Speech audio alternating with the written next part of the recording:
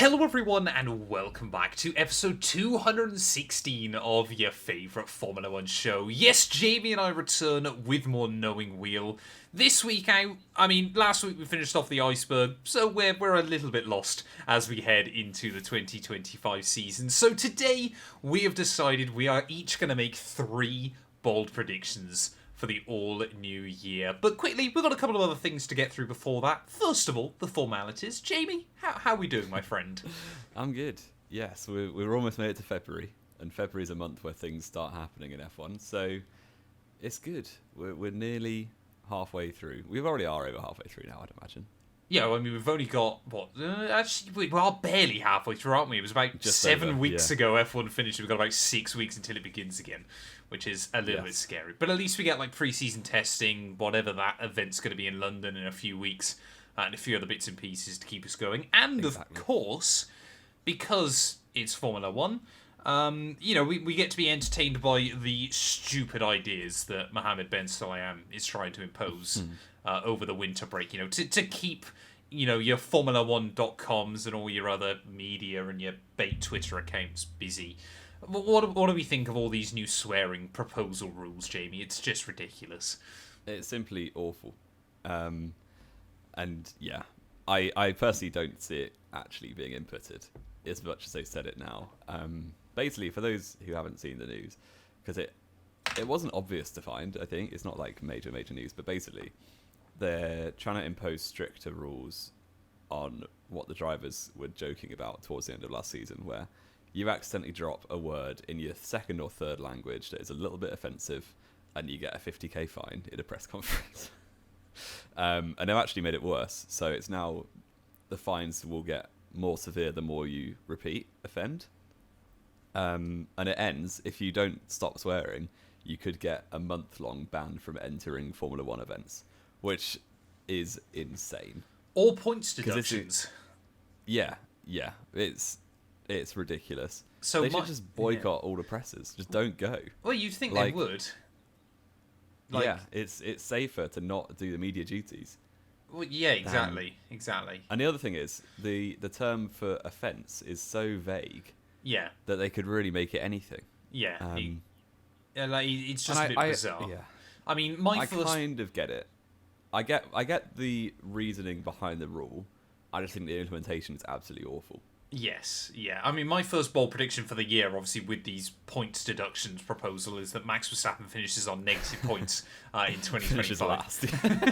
On negative 300 points by the end of the year. But I mean, yeah, it's just, like, I can understand it a little bit more in press conferences, like the ones that go out live and things like that, that they don't want to be in a situation where drivers are swearing week in, week out, doing like the post-qualifying interviews and that kind of thing. But generally, it doesn't feel like it happens that much anyway. No, exactly. The drivers aren't idiots. No. Like, they're not going to... And it also, if they're dropping an offensive word, it's never meant offensively. They're using it as descriptive words, or like, the tyres were bleeped, for instance. Well, I understand as well with things... I think it was Sonoda at Imola a couple of years ago, wasn't it? Where, obviously, he did just use a term that is offensive in an offensive way. And, obviously, he got reprimanded from that. He got educated on it. He's never made the mistake again. Which are kind of, they're going, that's fair enough. Yeah. But when they're not explicitly... when they say, like, for example, the tyres are bleeped, and things like that, that's not offending any... Or if it is offending anybody, then I'm slightly concerned. And I think, again, you've got to have a better understanding for obviously what they're dealing with at the time. Let's be real. I would put every penny I own right now, and that's quite a bold claim since I'm trying to buy a house, that when Mohammed Ben Sulayem binned that Renault F1 car all those years ago in Dubai, I guarantee swear words went through his head. I can't imagine as he was heading them out loud. I guarantee you, as he was heading towards the wall, he didn't go, "Oh, crumbs!" He would have sworn. Whoopsie. Yeah, exactly. Oopsie poopsie. Yeah, it's like trying to make the pinnacle of motorsport like a CBeebies show. Yeah. Which it just shouldn't be. Like, I can't imagine. Imagine this rule was tried to implement in the 70s. Oh, Like, yeah. James Hunt would have just gone and lamped him. Yeah, pretty much. It Like- would have just been a punch-up. Yeah. It's It won't, just... I mean, yeah, I don't think the GPDA will allow it to go through, to be perfectly honest. So I really don't think... I think it'd be a moot point by the end of the season that we just... Oh, I remember when Mohammed Ben Sulayem tried to bring in this stupid rule, and we're like, oh yeah, I remember that. Yeah. Yeah. Again, it's just that big thing, isn't it? Of Formula One have got bigger issues that they need to sort out. Yeah. Like, this is not the problem you need to be dealing with at the moment. You know, there's so many other bigger and more important topics, you know, like we've said, kind of the entertainment-ification of red flags and things like that, and safety cars in races. You know, how on earth the richest motorsport in the world still doesn't have a consistent every race weekend race stewards and things like that because they haven't got the money. You know, is that what they're trying to do this swearing ban for? Because I think if you worked out that, say, it They'll would make quite a lot of money, won't they? Oh, I was going to say, I'm sure if you said that each team has got to put up 200k, so you get $2.5 million for it, that would be enough to ship more around the world all year, easily, and teams pay can them. happily do that, I'd imagine. Exactly. You know, it's like we said, there's bigger things still to worry about. There you know, are. And we're losing Spa every other year, and we're going to trade that in for an oil money circuit. Surely some of that oil money can be used to pay some stewards from time. I mean, they won't then allow Aston Martin to get penalties thanks to Aramco, but it's all just those things, isn't it? Yeah. I mean, you just have to look at other sports as well. So, like, football, for instance, is like the biggest sport in the world. It is the world's game. If you go to any football match, especially in this country, but all across the world, you will not be able to go 10 minutes without hearing somebody swear. And the Whether it's a players aren't player- mic'd up. Yeah, they're not mic'd up, but even, like, I go to lower league football all the time. You're right by the pitch. You can hear players swearing all the time. As long as they're not, like, as long as you're not being derogatory to the referee, that gets you a red card or a yellow card, fair enough. But if you're just swearing at yourself or at an unlucky situation or at being annoyed at something, then you don't get any reprimand for it at all. And how And I are the just think- mighty Barnet doing this year? Oh, we're top of the league. Massive. Nice. Fair play. We beat Forest Green a few weeks ago. So after that, Are we in the same division? Yeah. Who We knew? actually drew. We beat you back in September. Oh, okay. Yes, I think football's doing all right, and they don't have stupid swearing rules. So I mean, you look at IMSA the weekend. Like, there was an incident between Corvette and BMW. I don't know if you've seen the picture, it's been circulating. I can't remember who it was, his name off the top of my head, but he was literally there out of the window giving him the bird at 180 miles an hour. And you think, A, That is very good. that's impressive. B, how strong are his arms? yeah, big wind resistance there, isn't there? Exactly, But, exactly. Fair play. Anything to get your point across, I guess. Well, yeah, he did then turn him later on, which I thought was quite funny as well. But there we are.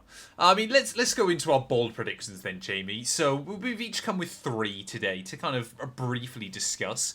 Now, I believe we're going to be trying to holding each other to these, aren't we?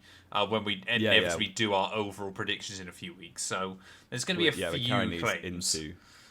I'll actually pin the message so we can remember to do that. Oh no! Okay, that's really committed, isn't it? Yes. So we'll carry these into our big 1 to 20 and 1 to 10 constructors as well. So whatever we say here, like a few years ago, you said Williams would finish 5th, and they finished 9th. So it did kind of score me. We'll see if there's anything that outrageous from you. Yes, or exactly. from me. Well, do you want to start or do you want me to start? You can go ahead. Okay, my first one then. I mean, I had to make one about this at some point. Considering he's got the most pole positions of all time, I think Charles Leclerc is going to outqualify Hamilton at a 16-8 or more. So Leclerc's going to outqualify Hamilton at least 16 times this year, but lose on points. It's my bold claim. It's similar vibes to kind of what happened with Sainz a couple of times, where Leclerc is just that bit better over one lap, but maybe not as consistent in races. Obviously, he beat obviously Sainz last year in both metrics. Not by a lot, but he did beat him in both metrics. But I think Hamilton this year is, again, maybe going to struggle a little bit with qualifying pace.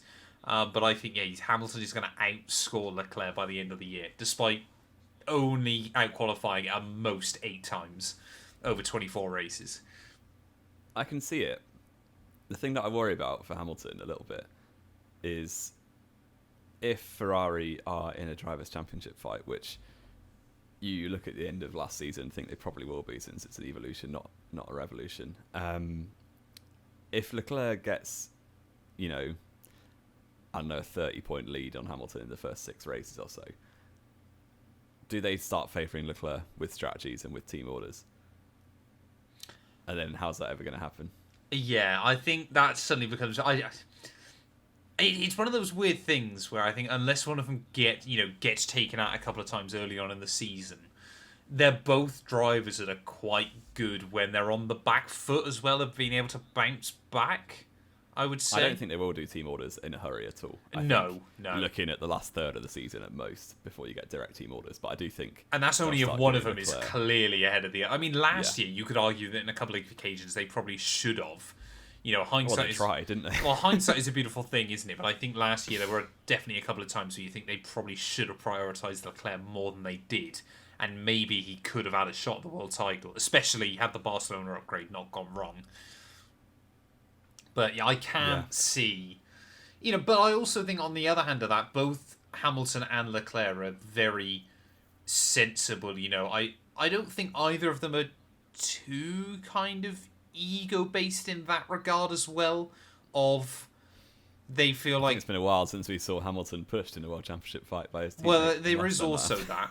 But, unless they're only fighting each other, which, I'm thinking back to Hamilton, Rosberg, Abu Dhabi 2016, I can't, if they're fighting others, which I think is more likely this year, I can see them both kind of being for the greater good of the team, not themselves. Yeah.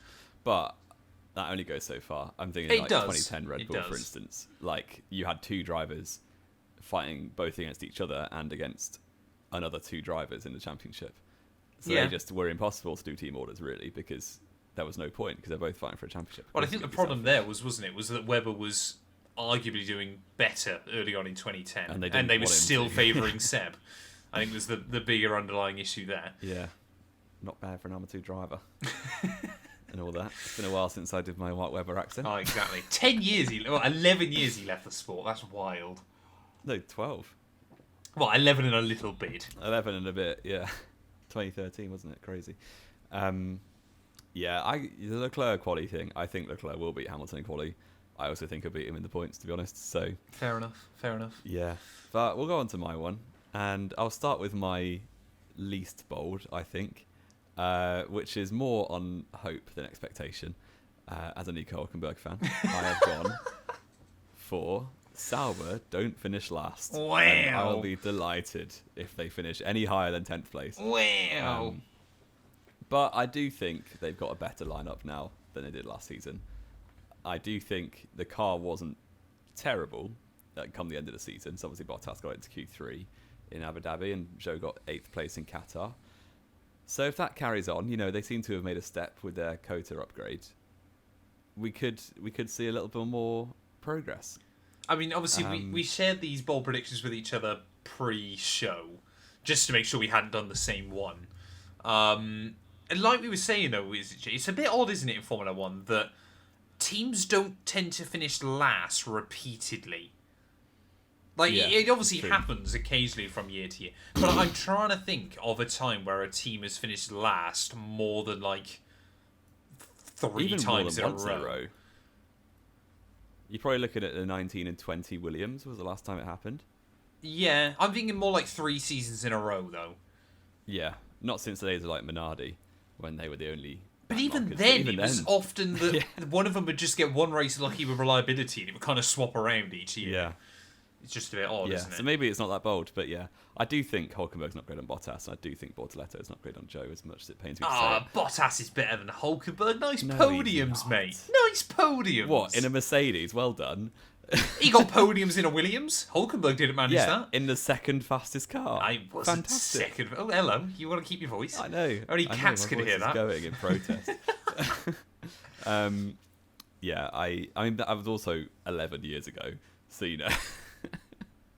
I think it's I think definitely Bortoletto over Zhou, but I think it's 2024 Hülkenberg is better than 2024 Bottas. Bottas could have scored points early on in the year. He's had a terrible pit stops. And Sauber were useless. Australia, he would have scored. Hulkenberg was a top 8 driver this year, I would say. In last year, he's on his. He's like a fine wine. He's got better with age. Nice. Has he? He can't have got much worse. Yes, he has. Wow. He's been around in the sport for longer than every other driver, but 2. So. Well, he hasn't actually been in the sport longer than 2, has he? Because he could get dropped. Perez, then you could argue, has been there longer. Well, he's not here.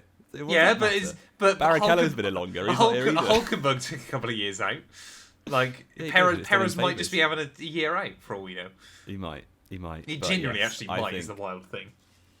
I don't see Perez coming back, to be honest. No, he would have to take quite a miracle. But yeah, I think if Sauber is to beat anyone, I'd probably who are they beating? It would be VCarb. So you're putting VCarb last, are you? Because they were pretty awful come end of the season, weren't they? I think that's a bit harsh. They got unlucky in a couple of races. They did, but yeah, it's them. I mean, look at them, Haas or Williams, really, aren't you?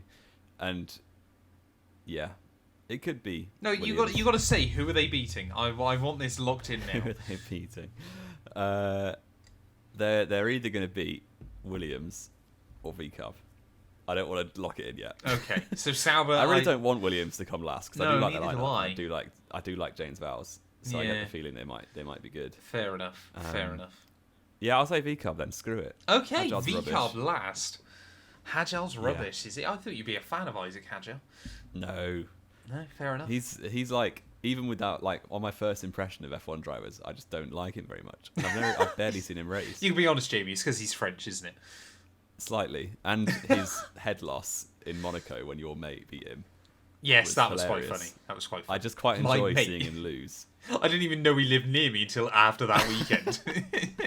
Or he was born near me, which is quite He's one of those drivers that, I just quite like seeing them do badly, which is really bad. It's someone like Stroll or Ocon, basically. Yeah. He's in that category. No, I get it. Well, speaking of Lance Stroll, Jamie, my second bold prediction, Aston Martin this year are going to finish 6th overall, behind the big 4 teams, and because I'm actually going to put a flag in the sand here, they're going to be behind Alpine by the end. It will be the most Alpine thing in the world that the year they're going to abandon their project is the year it goes well.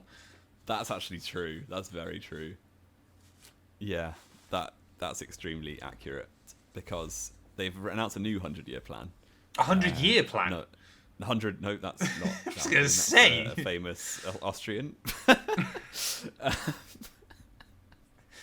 That 100 race plan. Sorry. Flavio Briatore's at the helm. He's already going to sack his driver. I feel really bad for Jack Doohan because I think it was his birthday last week or something, but on Twitter anyway, Alpine are like doing all this promo stuff. Yeah. Like, new debut driver and F1 as well doing similar things like you do for anyone because. You got to hype it up. To F1. Exactly. Yeah. He's going to be gone by April. By the end of April. Yeah. I mean, the funnier bit as well is about all the comments again. Like, for anyone that followed IndyCar last year with Augustine Canapinto, or Canapino, sorry, not Canapinto, I'm combining their names now. But the Argentinian fans on social media are easily the worst in the world. And Alpine have literally done a birthday post with Doohan, and everyone's going, where's Colapinto? Why is Colapinto in this picture? Argentina forever, bring back the Falklands, all this. You go, oh mate, just get a grip. Like, come on. I will not cause controversy on this trip. It's just like, why?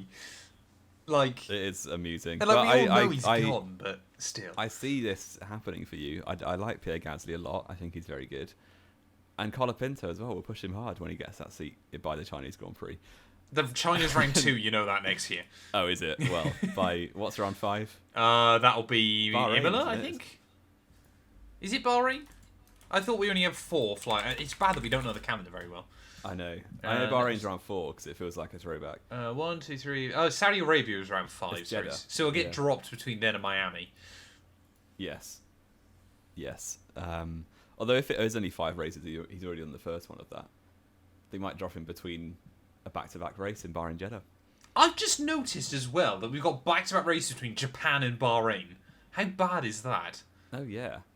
That's going to be fun. I mean, we've spoken about this calendar before, what? yeah. We've got a triple header of Japan, Bahrain, Saudi Arabia. I mean, Bahrain and Saudi aren't so bad, but the other Bahrain and Japan is back-to-back is terrible. Saudi's technically on a Saturday as well, isn't it? Or is that? I is don't that think last so. year? That's only last year. Okay.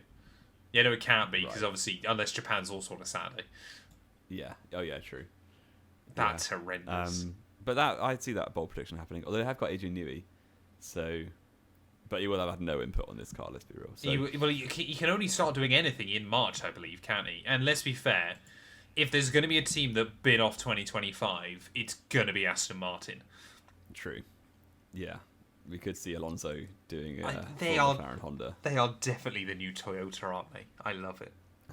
I love it. Well, we've seen the amount of development. They've literally built a mini Silverstone at their factory. Yeah, but that's And a someone took that's a drone shot. footpath, Jamie. Like we've known about it? this forever. Yeah, like this isn't new. No, not me thinking it was like a go-kart track. No, it's just like a footpath. You can walk around. I'm pretty certain. Right. But yeah, they've dropped a lot of money in that facility. So it's got to come good within 5 years. Otherwise, Lawrence Stroll will pull out, and that will mean Lance. Well, Stroll's Lance also wants to play tennis, so I'm sure that we're going to see Lawrence buy Yeah, exactly. Wimbledon or something. I don't know. exactly.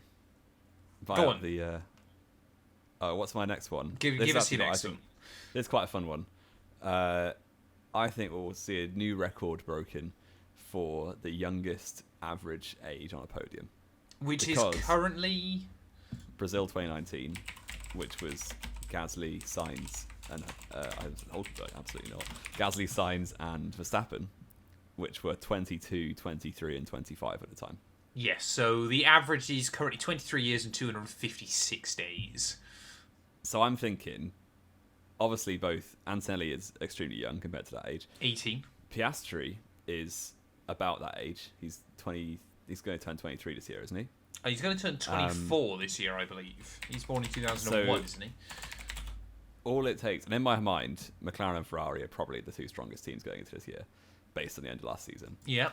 And Mercedes kind of hanging there or thereabouts at weird Oscar tracks will like be Vegas. 24 in April. He's only got, I think, 2 races before. But even so, if we have a podium of, obviously, Anthony kind of has to be on it because You got to that will, bring your average down somewhere. yeah, you got to bring the average down. So I think if you get a podium with Antonelli, and then any combination of like Piastri, Lawson, even Norris, I think with Antonelli on the podium would have it low enough.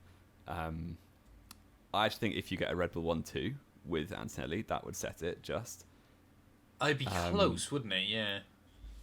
Yeah. So basically, I think that record's going to be broken. And in my head, all it takes is an Antonelli on the podium, but you can just guarantee he'll get like one podium and be sharing it with Hamilton and Alonso. So That would yeah, be quite maybe funny. it will, maybe it won't, but we could see the youngest average age podium. And I do hope, I think Lawson and Antonelli will both probably get podiums. I think they could both win races. But we'll see, because Sergio Perez was driving that car last year and couldn't barely get on the podium. Well, he was driving last year's car, but yeah. Yeah. Well, that And, leads us nicely into my yeah. third one, though, Jamie. Because following on from that Go point, ahead. which did make us chuckle, I think Antonelli's going to win a race this year. There we go. It's wild. It's bold. He's- I don't think he'll break Max's record, sadly. How long has he got? He's got I until summer believe- break, hasn't he? no, I don't think it's that long. How many youngest F1 winner? I can't remember how Max many was about days. 200 it was. days. It was something like that, wasn't it? Yeah. 18 is 228 days. Kimi Antonelli. Keep talking, Jamie, about I Kimi think he's for me. got until about June or July to set it, because he turns 19 in August. So if you take like 3 months off that, he's got until about Well, let's do a day mid-season. calculator quickly. the day is. We're going deep on this one. So, But yeah, I mean when's his George Russell and birthday? Lewis Hamilton both 25th of won August. races. Tuesday. So we could see it. If Antonelli, obviously, there's a lot of pressure on him, but he's never driven in an F1 race before. He's driven a few practice sessions and stacked it in Monza. So we'll see. I think it's very brave from Mercedes, and typically they're not a very brave team with their driver choices. But it could happen. It could. I think a lot would have to go in his favour for him to win a race, because I think beating George Russell won't come easily to him. Let alone the other, 6 drivers in the top 4 teams. But it could happen with a bit of luck and a bit of scripting. Then maybe. I'm trying. How long has he got? I'm trying to work this out. I think he's got until about Japan. It might be Bahrain after that. Really? That's not long. But you got to remember, it's because I think he's only born about a month before Max was in terms of in the year, and obviously Max won Barcelona, which was fairly early in the year back then. Which was in May, wasn't it? Yeah. Yeah. So I think he's got. I want to say I think he's got until Bahrain, because I think Saudi he'll be like 2 days older. Yeah. Fair. So he's not going to win the first 4 races then. Oh, probably not. No, but he is going to win a race this year. Is my bold claim. I think George will, understandably do better than him over the course of the year. But I mean, imagine if Kimi Antonelli wins like a Monza. I mean, I'd rather see Lewis win Monza, I suppose. Imagine Kimi Antonelli wins a. Let's think of a German Grand Prix. German Grand Prix. That'd be quite funny. Where do I want Kimi Antonelli to win his race, Jamie? Hungary could be a good shame. Hungary loves a debut winner, to be fair. It does, exactly. I'm going to say, I'm not actually going to say he's going to win the Hungarian Grand Prix, but Kimi Antonelli is going to win a race this year. There we go. There we have it. And not become the youngest Grand Prix winner, but probably the second youngest. Almost. I think he'd have to be the second youngest. You'd have to be, yeah. Because the next is Vettel, who was like 21. 21. Yeah. Absolutely finished. Right. My last one, which I'm quite sad because I've now got to lock this in for our preseason predictions. But I'm going for that the world champion will be winning their first world championship. So that eliminates... It eliminates Hamilton, Verstappen and Alonso. I wasn't going to predict Alonso to win the championship. I mean, there's 85% odds from a purely statistical point of view there, Jamie. But on current form, it's been almost a decade since anyone other than Hamilton or Verstappen won a championship. So... Well, yeah, exactly. And now he's a Monaco-based YouTuber, so, he's not going to win in the last... since 2000... I'm trying to think. When was the last time someone won a world championship that is still... No, that doesn't make sense. Ignore What do you mean? I was going to say, he's either still there or not racing anymore. I was like, well, that's all of them. That's all of them. They're either racing or not. Yeah. Exactly, yeah. But yeah, I really think Verstappen was up against it last season, and obviously... he wasn't. I hate this narrative. The benefit of having the first 7 races go his way. It's such a dominant car for like the first few rounds still. I would say for the first 5 races, it was a dominant car. And even in those 5 races, he got a reliability DNF in one of them, so it's really only 4. It wasn't reliability, it was the team not building the car. But yeah, no, I understand reliability. It's not Verstappen's fault. Not his fault, no. So really, he had a dominant car for 4 races. No, he had a dominant car for 5. They just fluffed up one of them. Right, okay. And then he won the 2 back-to-backs at Imola and Spain. Yeah, well, there wasn't those 2, was it? He was also very lucky, and the one man that since we actually had a chance to beat him all year was too busy still trying to be his mate than actually trying to beat him, which is the bigger problem. But I don't think a lot of things went against Norris. But basically, what I'm saying, Verstappen won the championship based on the first. Oh, absolutely, races. Yeah. And if we're looking at the season, there's not much of a reset. I know we said this from 23 to 24 as well, but there's not a massive reset. I think everyone understands their cars quite well. So it's going to be a continuation of last year, which means that Ferrari and McLaren are my favourites for the championship. Ferrari, I hate the fact I already know they're going to completely fluff this up. They're going to show up and have the 4th fastest car. If I had to pick one right now, I would go for Lando Norris, which is a bit annoying because I'd rather see Piastri or Leclerc. No, I wouldn't rather see Leclerc win it. I'd rather see Norris win it than Leclerc. But yeah, I think Red Bull won't quite have the car to allow Verstappen to win the championship. I think he'll absolutely win races. I think what's underappreciated when you talk about this was that Red Bull in the last couple of Grand Prix did make a step forward back towards those front teams again. It did, but I wouldn't say it was the fastest again. No, but I would say it was very close. It was close there with the McLaren and the Ferrari, but yeah, we'll see. And maybe Verstappen surprises me and wins the championship in the 4th fastest car again, but we'll see. In the 4th Where was it? He was never 4th fastest, behave. In Monza, it was. Oh, right, one race where Red Bull have pretty much always been terrible. Yep. But yeah, I think, I'm not looking at it yet, but out of the 3 kind of main options of Norris, Piastri, Leclerc in my head. I mean, throw in George Russell if you want. I would say it would be Norris out of Fair those enough. 4. Yeah, that's fair enough. That's fair enough. But I'm not locking it in yet because preseason testing could show us that Ferrari are OP and Leclerc's going to win it. Are we going to say, is it going to be a bit like 2010, where after 2009, Seb, who finished second, like some of the talk next year is going to be his year, that kind of thing? If you're David Coulthard. Exactly. And Norris's 2024 felt quite a lot like Seb's 2009. Yeah, a lot of learning, too many mistakes, but kind of important to be able to put you in a position where you can win. Yeah. Not that we're going to sit here and say Norris is going to win the next 4 world titles. Well, I do hope not. No. Right, well, I think that covers all of it, doesn't it, Jamie? We've got our bold predictions. I think Leclerc is going to outqualify Hamilton 16-8 but lose on points. Aston Martin is going to lose to Alpine and finish 6th, and Antonelli will win a race. You think we're going to see a new world champion, the youngest combined podium age, and Sauber don't finish last. Let us know down in the comments below what your bold predictions are ready for the 2025 Formula 1 season. We might respond to some of the best ones as well. In some upcoming videos as well. But yeah, thank you all so much. Get yourself subbed. We are closing in on 850 subscribers. We are up to 815 even. So a massive thank you to everybody recently. Just hit that sub button. But yeah, Jamie and I will be back next week. We've got no idea what we're going to talk about. We're limping through the winter.